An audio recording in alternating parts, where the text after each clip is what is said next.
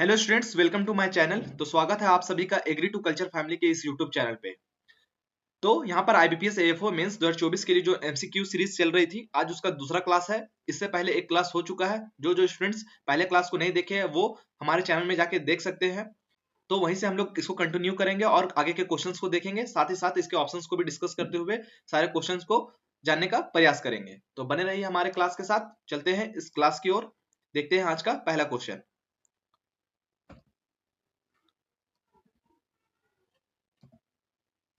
ये रहा आज का पहला question. Central potato research institute eight Shimla was established in.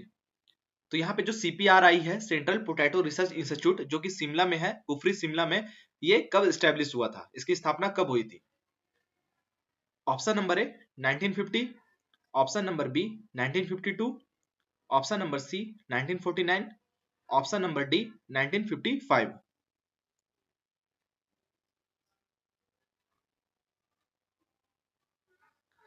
तो इसका जो सही आंसर है वो है ऑप्शन नंबर सी 1949 में जो सेंट्रल पोटैटो रिसर्च इंस्टीट्यूट है, इसकी स्थापना की गई थी। तो आप जितनी भी वैरायटीज देखते हो पोटैटो की, अगर उसके नाम के पहले अगर कुफरी लिखा होता है, कुफरी वर्ड, तो समझना कि वो central potato research institute Shimla से ही रिलीज हुआ है। तो इसका जो सही आंसर था वो था ऑप्शन नंबर सी। नेक्स्ट है, which of the following is first commercial hybrid cotton of the world. तो यहां पर पूछ रहा है कि वर्ल्ड का फर्स्ट कमर्शियली हाइब्रिड कॉटन कौन सा है। Option number A hybrid 4, option number B hybrid 6, option number C Sujata, option number D DCH32। तो यहाँ पे चार कॉटन की वैरायटीज के नाम दिए हुए हैं, तो इनमें से कौन सा है जो वर्ल्ड का पहला कमर्शियल हाइब्रिड कॉटन है?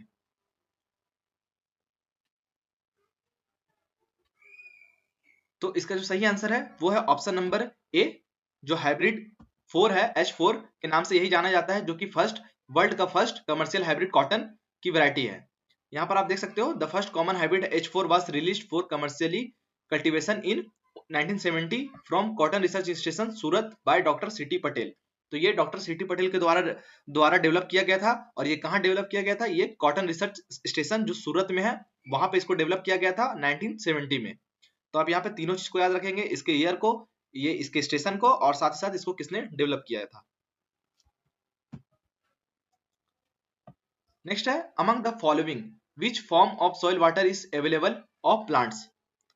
तो यहां पर पूछ रहा है कि कौन सा सॉइल वाटर जो है वो प्लांट्स के लिए, क्रॉप्स के लिए अवेलेबल होता है। Option number A gravitational water, option number B capillary water, option number C hygroscopic water, option number D water table. तो इसका जो सही आंसर है वो है option number B capillary water. ये सॉइल वाटर का ही टाइप है जो कि क्रॉप प्लांट के लिए या फिर जितने भी प्लांट्स है उसके लिए ये अवेलेबल होता है। तो इसका सही आंसर ऑप्शन नंबर बी। यहाँ पर आप देख सकते हो सॉइल वाटर के डिफरेंट टाइप को। पहला है हाइग्रोस्कोपिक वाटर, उसके बाद है कैपिलरी वाटर, उसके बाद है ग्रेविटेशनल वाटर। जो हाइग्रोस्कोपिक वाटर होता है, यहाँ पे आप देख सकते हो water adheres to soil particle. तो जो वाटर होता है ये एड्रेस होता है सॉइल पार्टिकल्स के बीच में। उसके बाद जो कैपिलरी वाटर है, ये क्रॉप प्लांट्स के लिए अवेलेबल होता है। Water held in large pores, ये लार्ज पोर्स में हेल्ड होता है।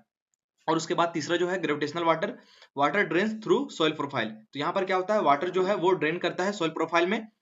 तो ये तीनों ही सॉइल वाटर का टाइप है। नेक्स्ट है, national extension service in India was established in. तो यहाँ पर पूछ रहा है कि नेशनल एक्सटेंशन सर्विस है ये इंडिया में कब एस्टैब्लिश किया गया था। इसके ऑप्शन है, option number A 1950, option number B 1952, option number C 1953, option number D 1963।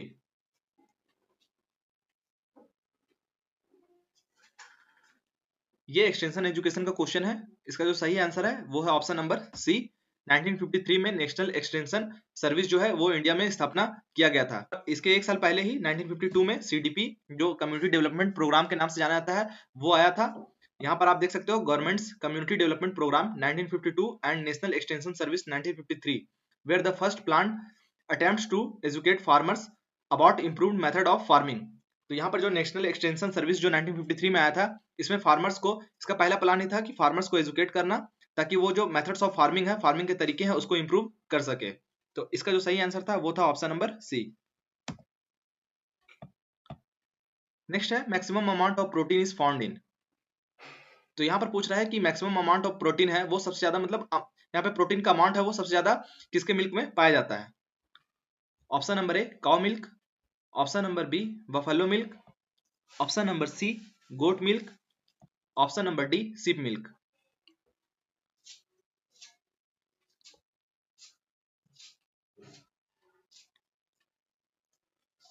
तो इसका जो सही आंसर है वो है ऑप्शन नंबर डी, जो शीप मिल्क है, इसके मिल्क में प्रोटीन का जो अमाउंट है वो सबसे ज्यादा पाया जाता है बाकी के कंपैरिजन में। तो इसका जो सही आंसर है वो है option number D sheep milk.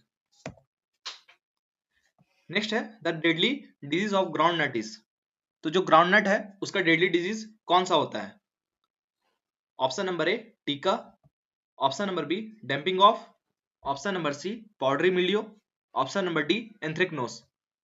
तो यहाँ पे 4 तरह के डिजीज दिए हुए हैं, इनमें से कौन सा है जो डेडली डिजीज ऑफ ग्राउंडनट के नाम से जाना जाता है?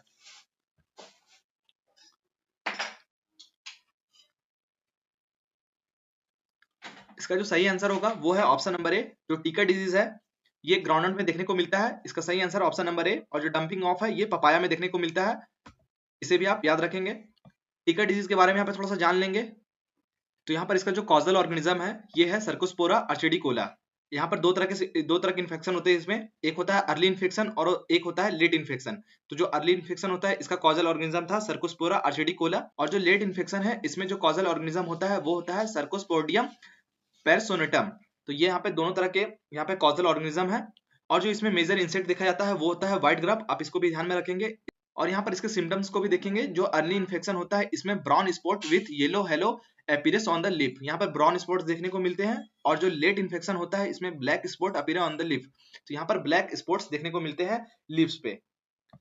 तो ये थे इसके सिम्टम्स और इंसेक्ट और कॉजल ऑर्गेनिज्म। आई होप आपको ये क्वेश्चन समझ में आया होगा। नेक्स्ट है the maturity of fibre is जज बाय।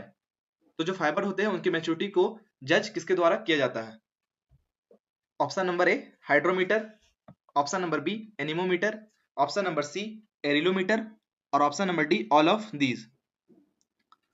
तो जो कॉटन फाइबर्स होते हैं या फिर जितने तरह के फाइबर्स होते हैं उसकी मैच्योरिटी को जज करने के लिए जो टूल्स का उपयोग किया जाता है, इंस्ट्रूमेंट का यूज किया जाता है, वो ऑप्शन नंबर सी है एरिलोमीटर। तो इसका सही आंसर हो जाएगा ऑप्शन नंबर सी।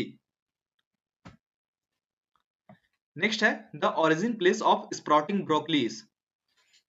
तो यहाँ पर जो स्प्राउटिंग ब्रोकली है उसका ओरिजिन प्लेस पूछ रहा है, कहां से ये ओरिजिनेट हुआ था? Option number A America, option number B India, option number C China, option number D Italy.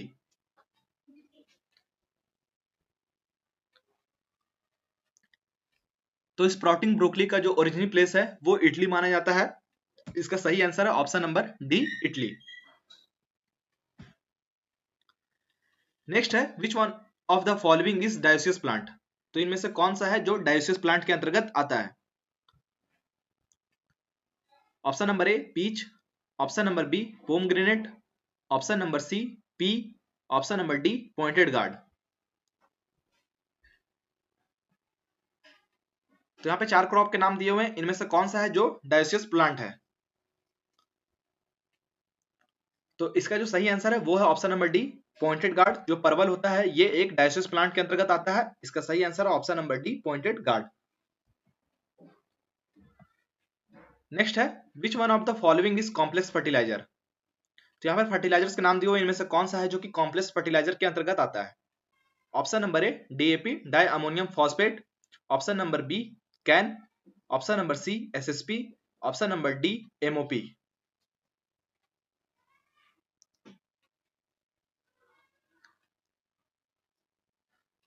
तो इसका जो सही आंसर है वो है ऑप्शन नंबर ए डीएपी जो है ये एक कॉम्प्लेक्स फर्टिलाइजर है।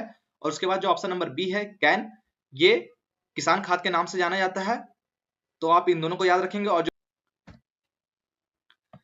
नेक्स्ट है which one of the following is audio visual add. ये एक्सटेंशन का ही क्वेश्चन है। इनमें से जो ऑप्शन दिए हुए इनमें से कौन सा है जो ऑडियो विजुअल एड का एग्जांपल है? Option number A flannelgraph, option number B photograph, option number C transparent slide, option number D motion picture.